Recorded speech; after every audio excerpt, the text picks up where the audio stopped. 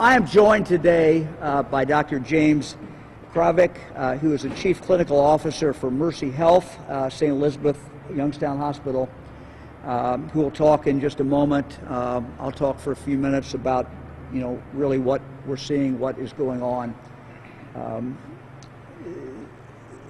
The Mahoning Valley is really on fire in regard to COVID.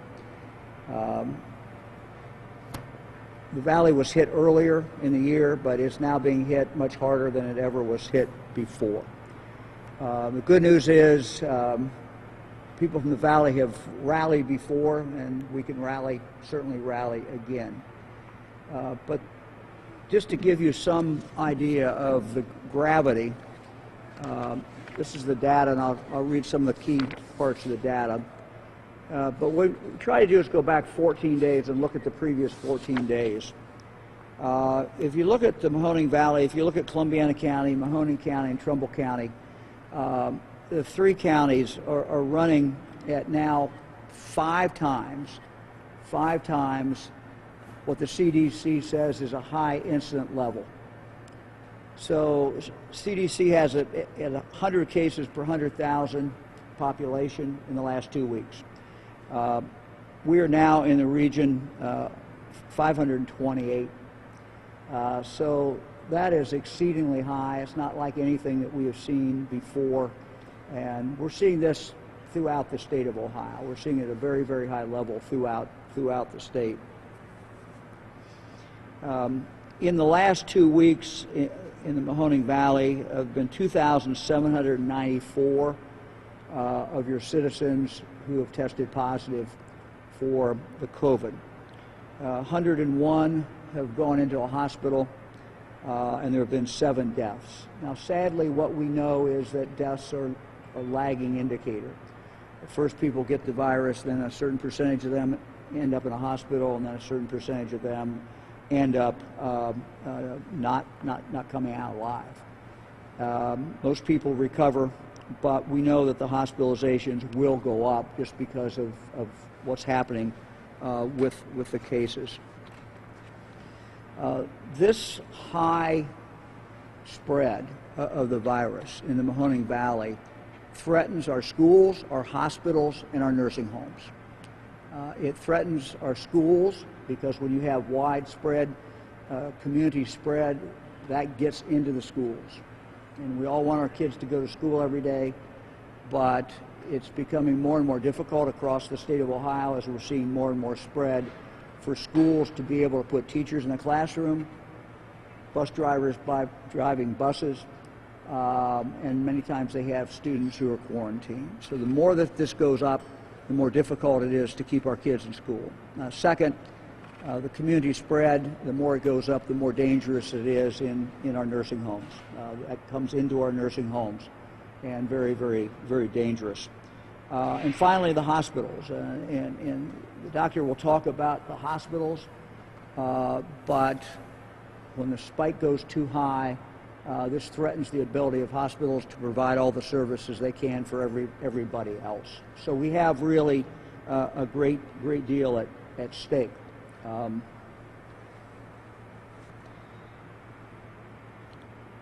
We had this week and last week some great news, and we really, I think, should be excited about the news, and that is that the antidote to this virus, the way we're going to knock this virus down, is the vaccine. And now we have 2 vaccines that we know are coming, we think in December and in January, and that should excite everyone. And this is really the first time throughout this pandemic that we have seen the light at the end. There is an end to this, and this will, in fact, end. So what we have to do now, what people in Mahoning Valley have to do, is to build a bridge from right where we are today to when we get that immunity that comes from enough people in Ohio getting the vaccine. So that will happen, we believe. Whether it happens in the spring, whether it happens in the summer, we don't know exactly when. The first shipment of the vaccine we expect to come in December. That will be, we're told, 30,000. We will start by trying to put build a wall around our nursing homes to keep the most vulnerable people in our society, the people in the nursing home, safe. And we'll do that by giving the vaccination to people who work at the nursing homes. We then will move to our frontline hospital workers, and we'll go on from there, again, trying to save as many lives as quickly as we can, and then out to the general population. And when we get out to the general population, we get a certain level, then we believe that this virus is going to go down. But we got to get there, and the next few months are absolutely crucial. What I'm asking every Ohioan to do is just to slow down, pull back some. Remember what we did in the spring. We're keeping things open. We're not shutting down, but we're slowing down. Last week we announced some changes. Beginning on Monday, we started inspecting retail establishments to make sure that people were in fact wearing masks. If you, for example, are a clerk, let's think of a 65-year-old clerk who's checking people out. She has, or he has, every right to believe that people who come in there will not infect that clerk. And it's not right when people come in who've got are not wearing a mask. So the wearing of the mask is absolutely critical, and we're starting to enforce that. And the good news is we're starting to see more and more people out in public wearing the mask in the retail establishments. We've already seen that in the last few days.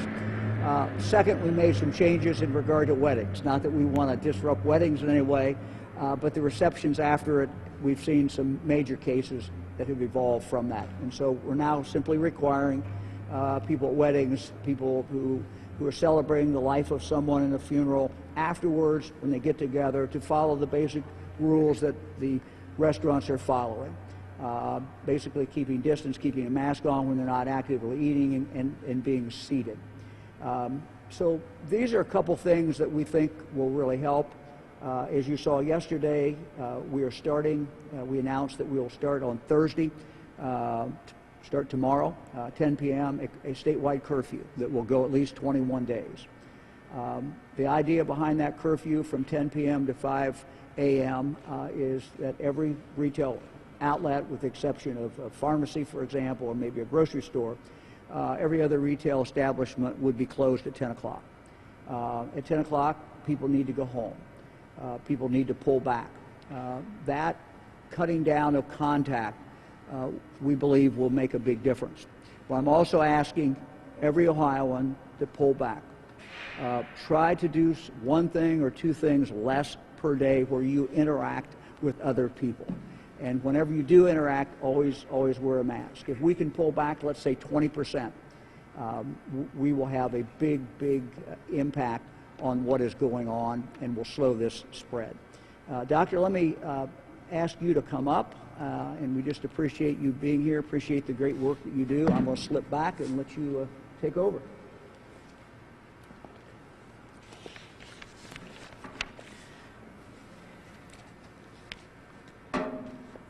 Thank you, Governor DeWine, for letting me speak today, and good afternoon. In Ohio, and really in Northeast Ohio, and specifically here in Youngstown, the Mahoning Valley, we are seeing an increase, a steady increase in COVID-19 patients. And we've had this. We're going on our 9th or 10th month here, but what we're seeing is a steady rise. And these just aren't positive cases, because we are seeing more testing, and that's a good thing for contact tracing, but we're seeing more cases that are leading, as Governor said, to hospitalizations, and then some of those are leading to the death of our fellow Ohioans. This is worrisome. In the spring and summer, larger cities saw this first, but now we're seeing this in every county in Ohio. Significant spread, significant incidents. That means there is spread in the community, and that's the most worrisome to me today. If people do not stop gathering in large groups, our hospitals will be overwhelmed, and that's the concern we had in the spring, and that's the concern that I mentioned today. As we come closer now, it's November, it's going to be December soon. Family gatherings with Thanksgiving and Christmas need to be talked about now. Mercy Health gave a message last week, and I'm reiterating that message here, is that please reconsider how we celebrate Thanksgiving. I think it's very important that we talk with our families now, and I'm doing that in my own family as recent as this morning, having those conversations, those difficult conversations, but the point is to limit the gatherings of of family members who are outside of our core family and our household. And when we do, we must follow the safety guidelines to get this under control. And this is the same message. Washing our hands, wearing masks, staying 6 feet apart with the social distancing, staying home and cutting back on some things that we do will absolutely help reduce the spread from person to person. What we're seeing is community spread. As cases increase, then our hospitalizations increase, and we see this time and time again. Mercy Health, for example, stopped visitation last week, and I know we've talked about that before as far as the extra people in the hospitals. We wanted to reduce the amount of spread that goes from person to person. We worry about staffing. We worry about our doctors and our nurses and our therapists who live and work in our community and take care of our patients, because they are getting exposed and they are having to quarantine possibly as well with exposure. So that's the concern that I have as I continue to take care of see our physicians and our nurses and staff take care of our patients. I truly wish the general public could see the stress that the staff is under. I can't thank the medical community in the Mahoning Valley enough for what they're doing to help with taking care of COVID patients, and really all the patients that we're taking care of, because those patients still need care as well. It really is stressing the healthcare system, but the staff are amazing. The physicians, nurses, and all healthcare workers are amazing in what they're doing for our community. Things are a little different now in a couple positive and a couple negative ways. The positive is we have a little more ideas as far as the treatment. We have more supply of PPE. We have more supply of medication, and we have more science behind the protocols that we have, more science behind the treatments. That's good. What we're seeing, though, is with some of this information, is we're seeing that, this is not just a common cold for everyone. For many people, and in fact for most people, it is the common cold, and that's good. But for some people, they're in the hospital, and there's mortality associated with it. But for other people that do recover, they have symptoms for a longer period of time. We don't talk about that enough. I think it's really important as people think about contracting this and what might happen moving forward. If you look up the information, it's called the COVID long hauler, and it's after a period of time that someone tests positive and they recover, they may have complications. They may have heart problems or liver problems, breathing problems. 1 in 5 patients that have had a positive COVID test and positive COVID case has some sort of behavioral health or anxiety, depression problems that are new. So this is something that's challenging for the healthcare workers that take care of these patients. The course of the virus is very long and deceptive. It's hard to know.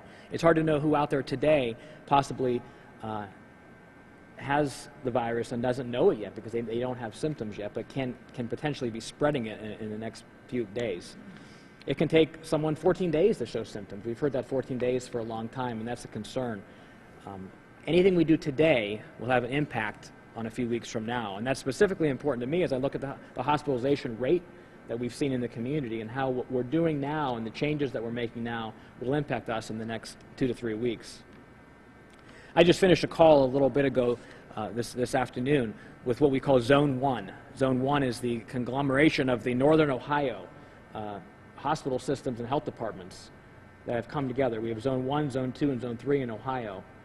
And it's an amazing collaboration. This Zone 1 stretches from Toledo to Cleveland to Akron to Youngstown. And so Mercy Health is represented on that call, which is really now 3 times a week, along with other healthcare systems in the Mahoning Valley. The level of collaboration is amazing in my particular area, between Mercy and all of our local hospitals as well as our regional hospitals. And we talk about how we take care of patients and how we can do clinical changes, but also who needs help and who needs information to be shared. So I think it's a really a benefit for our healthcare community. So what is the end game? We heard about the vaccine from the governor. I think that really is what we're doing now, is a bridge to the vaccine. The vaccine will start coming in December, but for us to vaccinate all those in the Mahoning Valley, in Ohio, and in our country, is going to take a long time, months. It's going to take months, or I don't even know how long it will take to get everything supplied, but we know it's not going to be an overnight change. So what we're doing now is it's a bridge to getting us to that point. So I think I can't emphasize that enough, that we need to continue to wash our hands, wear a mask when we're out, socially distance, avoid some of the contact that we're used to doing as human beings. We know it's important to get together, but those things need to just stop for a little bit as we get through this time of increased hospitalizations, and then we'll have a chance to get the vaccine. So I thank you for letting me give an update today, and we'll take any questions at this time. Any questions for Dr. This one would be for the governor. Just kind of touching on the efficacy of the curfew. What data are you seeing specifically when it comes to either contact tracing or research in your health team that leads you to believe that a 10 p.m. curfew will have a significant enough impact to move the needle in a positive direction, considering that few retailers are even open past the 10 o'clock hour? Well, some of you may go to bed at 10 o'clock. Some of us may go to bed at 10 o'clock, but not everybody does. Certainly young people many times do not. I think that, this is really based on what we know about this virus. This virus spreads from person to person. We saw in the spring, when we reduced contacts, we saw the virus go down. So anytime that you can reduce any contacts, that is going to help us. We now have something we didn't really have in the spring, and that is real knowledge about the mask. So if you put the mask together, and wearing masks every time someone is in public, interfacing with someone else, and then if you reduce those contacts, which a 10 o'clock curfew will do, and if you add to that, what I'm asking Ohioans to do is in their own individual lives outside of the curfew, do something else every day. 1, 2, or 3 things where you reduce the contact that you are making. For example, in the spring, we all made the old grocery list. Instead of going to the grocery store 2 or 3 times a week, people went once. They cut down on trips. They cut down on interfacing with other people. We saw it in the ODOT data, for example, number of miles driven in the spring. We saw it in the cell phone data that shows how much people moved around. Now, we don't want to shut the economy down. We did this once. Doing it the second time will have a lot more impact than the first time. So it's really not a good option. It's not something we want to do. It exacerbates mental health problems. People become unemployed, economic problems. Having all our kids out of school is not something that we want to see. Many schools have been able to keep their kids in school. Parents have been able to do that. So a complete shutdown, which would cause all kinds of other collateral damage. So what we're trying to do is to slow down. And we slow down by stopping all retail establishments at 10 o'clock. Look, we don't expect the police, if someone's out driving, at 10:30, we don't expect police to pull somebody over because they're out at 10:30. But if the police see a bunch of people gathered together at 10:30 at night at a filling station or in a park or someplace else, I would certainly expect police to go over and say, hey, time to go home. And that's what we're trying to accomplish. So we're trying to apply the pressure and do the things that we think will work. But again, a lot of this comes back to what Ohioans are going to do. And I'm confident in Ohioans. Look, Ohioans flattened the curve in the spring. They knocked it down. In the summer, when we saw this spread mostly in our urban areas, what we saw is people started wearing masks. We got mask compliance in our urban areas up to 85%, 90%. When that happened, the cases went down. So we got to do this again. It's raging more than it was raging in the spring or summer. So it's a tough challenge. I'm not minimizing that, but we are up to that challenge, and we can do it. And all the different things that we've started to do in the last week, plus Ohioans going out and saying, look, I'm going to pull back some in my own individual life. And that's what we need. We need a slowdown. And I'm here in Mahoning Valley today to ask people to slow down, at least for 21 days. Let's try to get control of this virus. It is raging out of control. and it threatens keeping our kids in school. It threatens the safety of our grandparents who are in nursing homes, and threatens the ability of our hospitals to provide all the assistance, that we need. We do not want to see a rationing of health care. Don't want to see that. So we have a lot at stake, but we have the power through the mask and through distancing to knock this thing down. So we've talked about Thanksgiving a lot and worried about Thanksgiving. We've also have Black Friday coming up next week. In light of the recent news about the curfew, will that affect store hours during that day? And also, do you plan to institute any other restrictions, such as store capacity limits or something like that? Yeah, we've asked in the last order. We've told the stores that they must post capacity. They must follow capacity. So we're going to see how things work out in the next few days. But we're not anticipating doing anything else. If you'll notice in the world of retail, we're seeing more and more stores that are really spreading that out over a longer period of time. They're doing a lot online. Those that have the ability to do it, the big box stores, for example, the ability to do it online, they have stretched out that period of time. And so I do not expect to see a Black Friday like we've seen in the past. That is not going to happen. It's not going to happen because people are nervous about being out with that many people. Stores tell me they don't want that. They want to spread that out. They want your business, but they don't need for you to come in on Friday. So, look, I think all of us are going to have to change how we look at Thanksgiving. Thanksgiving at the DeWine household usually is everybody coming together, and we got a lot of people to come together, and we just can't do it like that this year. It's just not safe. It's dangerous. The amount of spread we have not seen really before. We have some counties in the state of Ohio today, none of them actually in the Mahoning Valley, but we have some counties in Ohio that have a rate that means that in the last 2 weeks, 1 out of every 100 people in that county has come down with the virus and been tested for it, and tested positive. So that's a phenomenally high rate when you know that many people are not being tested. We know many people have symptoms and they don't show it. So the spread is very, very wide. And as we know about this virus, it's very sneaky, very, very nasty, and many times people have it and they don't know they have it. And that's what makes normal Thanksgivings just not safe today. So we all have to, we have to kind of regroup and rethink what we're doing. Each one of us has a lot of things to live for. In the last 9 days, Fran and I have become grandparents again twice. Little grandson, little granddaughter. Very, very happy about that. We want to be around for many, many Thanksgivings and many, many Christmases and many other baseball games and all kinds of other things that our grandkids are doing, and we want to be part of that. And so each one of us has something to live for. Each one of us has a reason to be around. And so the end is in sight. The end is in sight. The good news is we can now see it. We have these vaccines coming.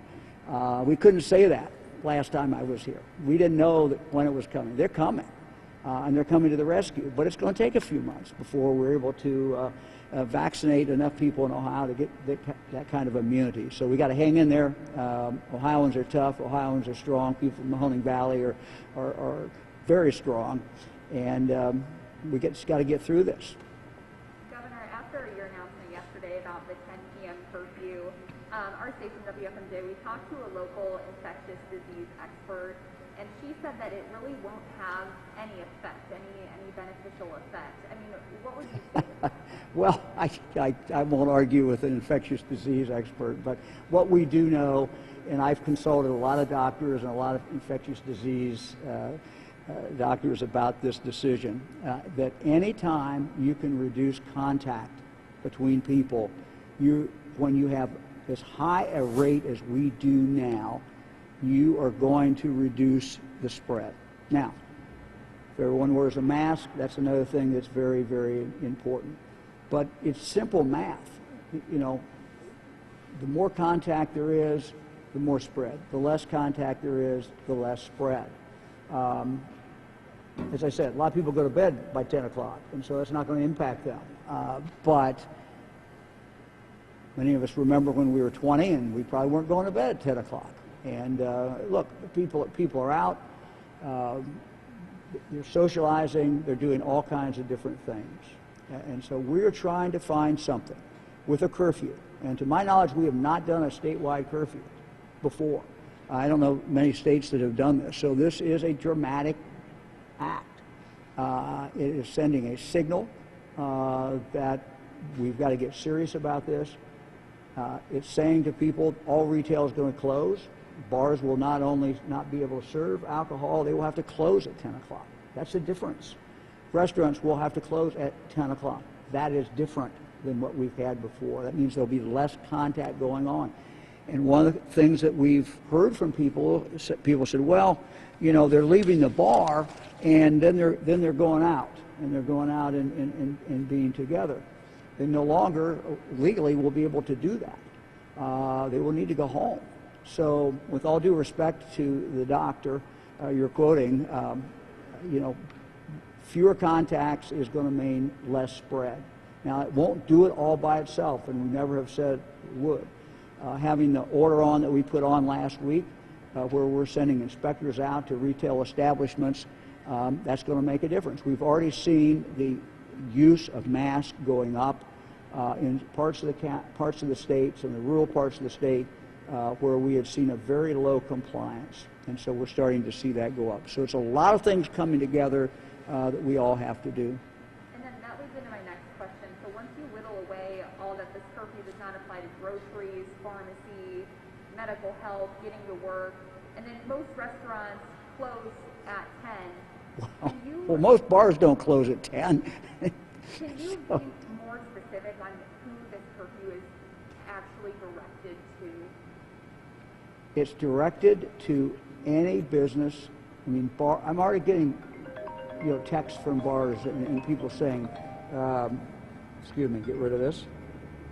Wadsworth, okay. Look, it's closing places that were open. And so, you know, you have places that were open, would have been open for several hours, and now are going to be closed.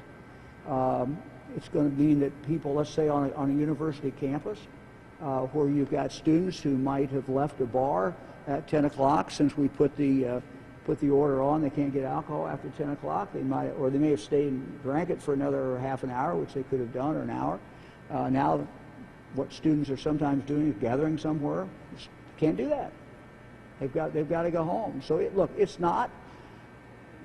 it takes a number of different things for us to do, but it is one positive thing that will make a difference. But having a mask in retail, everyone wearing a mask when they're out, you know, cutting down on your contacts, cutting down on your visits to the grocery, cutting down your travel. All of these things are very important, and we've all got to do them. And if we all do them, we will see some real significant changes. You know, we don't want to do a shutdown.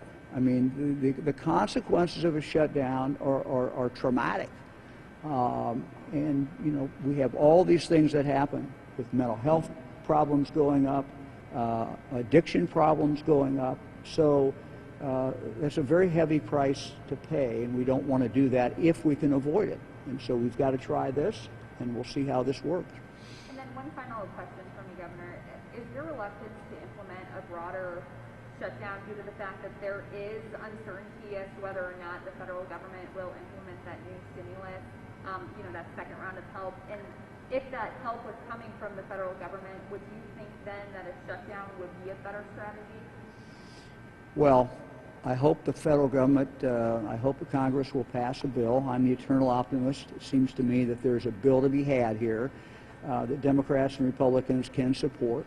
We need a bill that will allow us to take the money that the federal government has already given and roll that over so that local communities can roll that over into next year when we know our costs are still going to be there, when there's going to be things that we need to spend money on. It'll allow the state to do that as well. And we also need other additional help. So I hope that Congress will pass a bill and the President will sign a bill, and I'm optimistic that that will happen. We do not have any real additional assistance for people who are unemployed, which is what I think you're talking about. I hope Congress would be able to do that. We don't want to have a shutdown. We're having a slowdown. We think it will make a difference. We're going to take this thing one step at a time.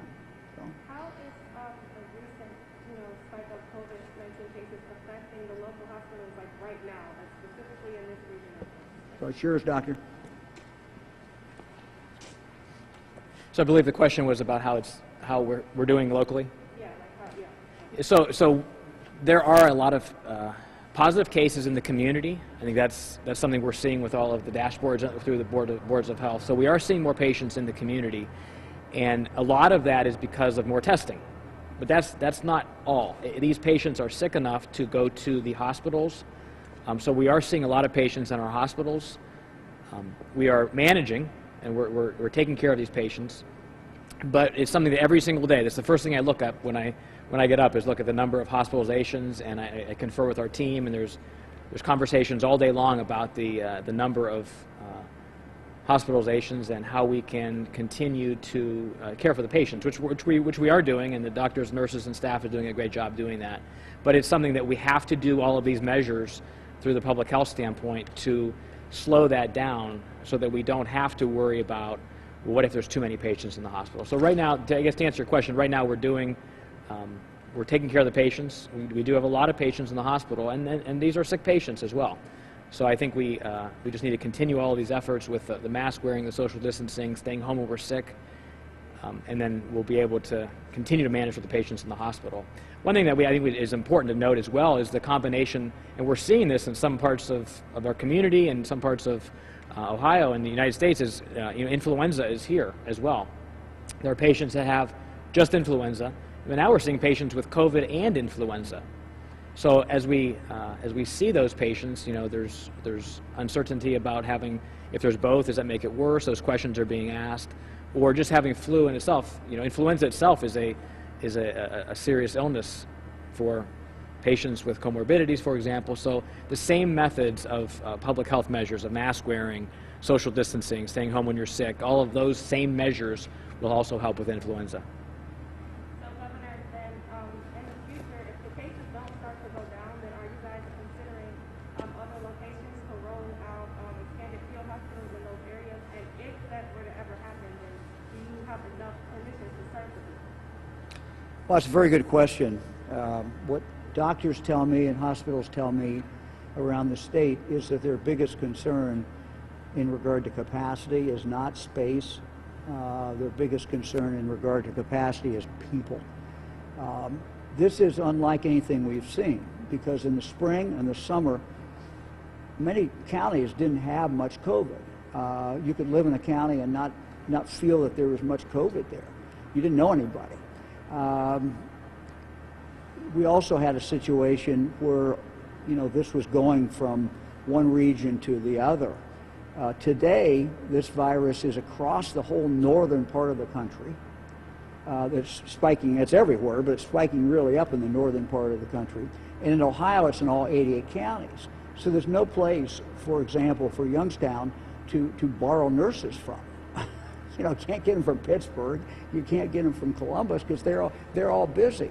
Same way with doctors. Same way with any other medical professional. So what the real concern is a scarcity of personnel to help deal with people, and that's really the biggest concern. Okay, so how do you guys think you will be able to deal with that if you don't have anywhere to pull, actually? Well, I'm trying to demonstrate the gravity of this. I mean, every hospital, we put together at the beginning of this something that had not been done before in Ohio, and that is a hospital system.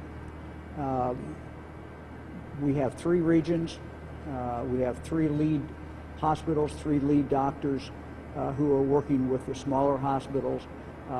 There's conversations, as you just heard, excuse me. those conversations that you just heard, you have those calls often, right, Doctor? And so they communicate.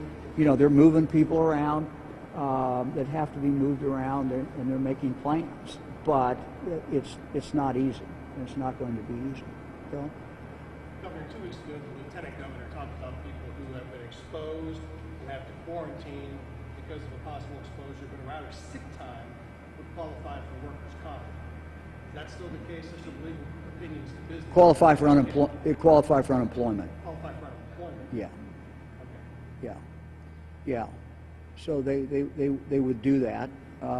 But again, it's not a perfect answer. We understand that.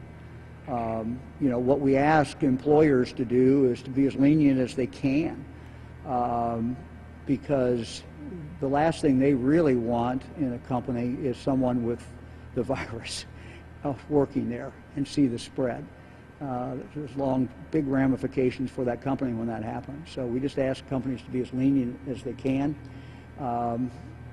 And you know, companies are and employees are doing a good job. We're not seeing a whole lot of spread inside factories or inside companies because everybody's wearing a mask.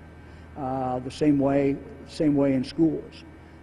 We don't see a lot of spread directly in the classroom. But when you have, whether you're talking about a business, whether you're talking about a nursing home, whether you're talking about a school, when you have widespread virus community spread, the odds of it getting into the school, the odds of it getting into the nursing home goes up dramatically.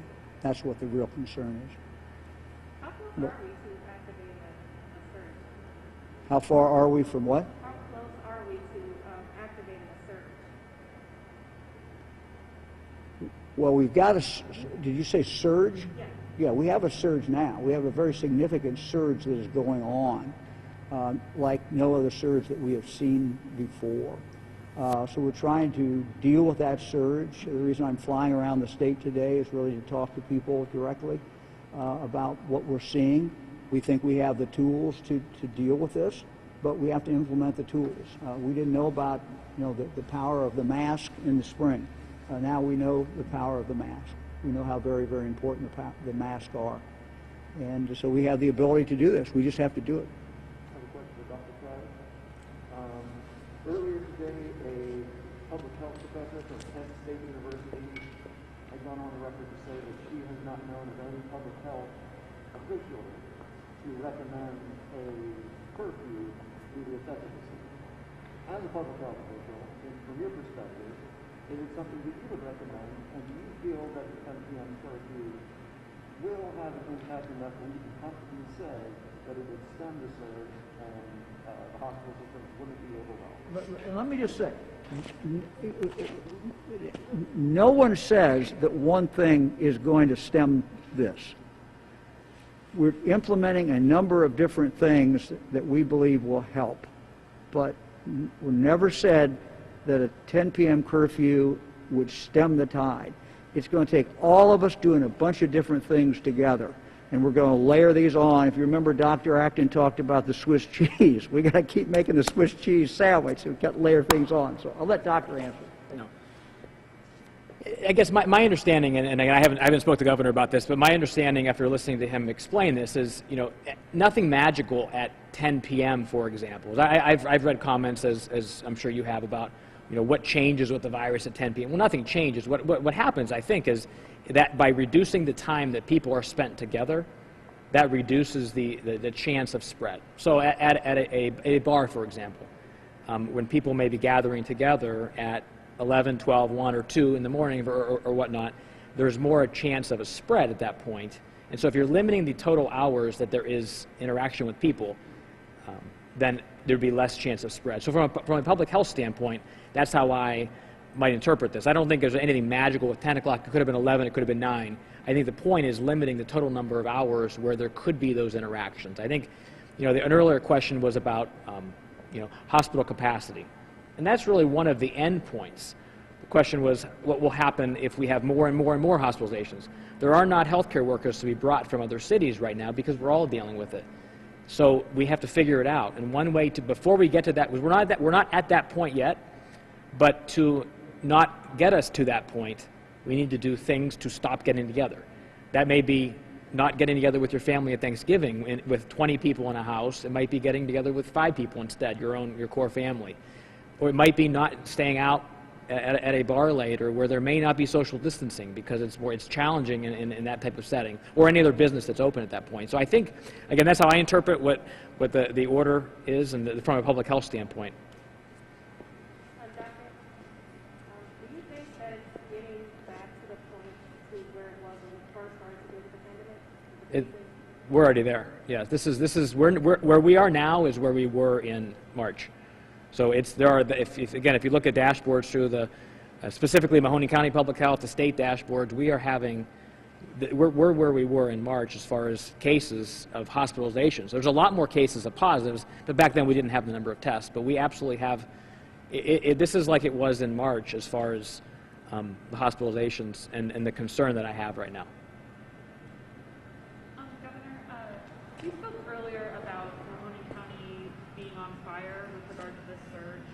We've consistently been the 5th highest number of deaths in the state for the last 8 months, and we were previously even higher than that. And a lot of our deaths, a disproportionate amount, have been in nursing homes. Yet, in what was released, I think yesterday, regarding vaccine sites, the Mahoning Valley was missing on that list. Why is that? So let me make a guarantee to the people of Mahoning County. Every county is going to get their proportionate share of the first batch that comes in. So these are distribution points. Frankly, we went online, or we told people you can go online and you can apply for those. I can't tell you why those 10 were picked by the professionals, but that does not in any way impact what area is going to be served. The Mahoning Valley will be served. So are those distribution points, It's all about distribution is all it is. so Yeah. it's not like they won't be provided at No. the same No, look, it's the distribution. When we talk about one of the vaccines, at least, these is deep freeze, so you have to find places that can handle the deep freeze. You have to have people who want to handle the deep freeze. And so, that's why those decisions were made. But we've gone through this, and when that first batch comes in, it will go out everywhere. Now, the first batch we're told is going to be 30,000. So obviously, let's say we're taking that and we try to cover every nursing home. There's about 70 to 75,000 nursing home workers in the state, if I remember correctly. So obviously the 30,000, that first batch is not going to cover them all. But we're going to do what we can, and then we hope that next batch comes in, and we're going to, we'll be very careful to try to get this out. We're not going to favor, a large county over a small county, east, west. We're trying to get this out, no matter where you live in the state of Ohio. We're going to try to get to the most vulnerable people that we can find to protect them as quickly as we can. And we can't wait to get it in. So that should not concern anybody. That's my guarantee to Mahoning Valley and to every place else in the state. Anybody else?